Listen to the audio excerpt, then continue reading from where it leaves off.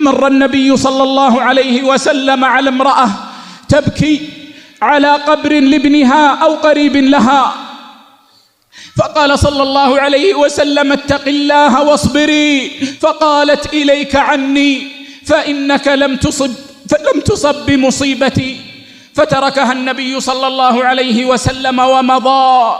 فلما أخبرت بأنه النبي صلى الله عليه وسلم هالها ذلك، وأصبحت تسعى وراء رسول الله صلى الله عليه وسلم حتى أدركته في بيته، وأخذت تقول معتذرة: يا رسول الله ما عرفتك، يا رسول الله ما عرفتك. فقال لها النبي صلى الله عليه وسلم: إنما الصبر عند الصدمة الأولى.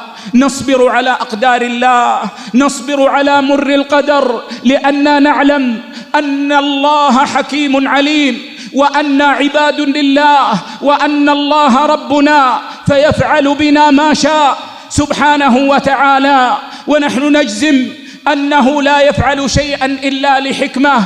نصبر على مر القدر لأن الذي ابتلانا بهذه المصيبة هو الذي أنعم علينا بكل النعم.